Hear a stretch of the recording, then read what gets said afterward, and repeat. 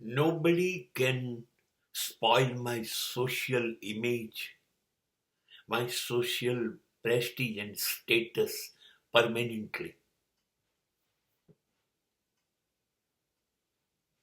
You can do whatever you like for time being.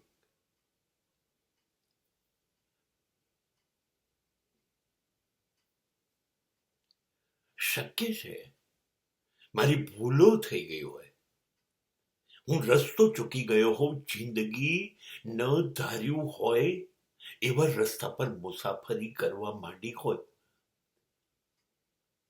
આ ન થવું જોઈએ, પણ થઈ ગયું છે મારાથી. હા, તો એવું બનશે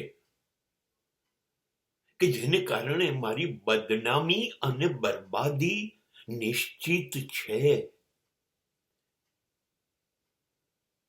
થઈ છે અને હજી વધુ થશે એની મને ખાતરી છે. પણ છોડી દેવું, જીવનને છોડી દઉં? હા, લોકો તો બદનામ અને બરબાદ થઈ ગયા છો, તમે તો વધારે કરશે, હશે એના કરતા પણ વધારે કરશે. તમે ડરી ન જતા. સમય એક એવી દવા છે, એ કોઈ પણ ઘા રૂજવી દે છે. બધું લોકોની યાદ શક્તિ બહુ નબળી છે, મર્યાદિત છે.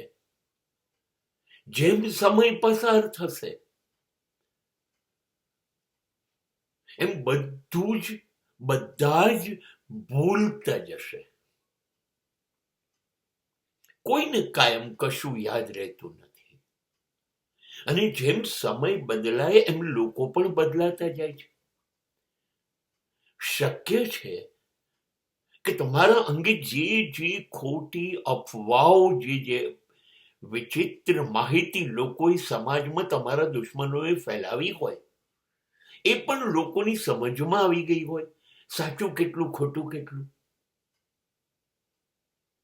અને લોકો ન્યાય કરતા થઈ જાય. ના ના ના ના, એ માણસ લોકો વાતો કરે છે એવો નથી. તમારી પાછી આબરૂ, તમારી પ્રતિષ્ઠા પાછી સમાજમાં બદલાય. સત્ય જેવું કંઈ છે કે નહીં. તમે ધીરજ રાખો. હા, ચોક્કસ તમારાથી ખોટું થઈ ગયું છે, બદનામ થઈ ગયા, બરબાદ થઈ ગયા.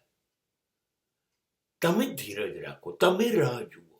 આપોઆપ સત્ય બહાર આવશે, સત્ય તમારી જોડે ઊભું રહેશે. બસ રાહ જુઓ, સમય ક્યારે બદલાય છે, અને એ પણ ઈશ્વર જ બદલશે.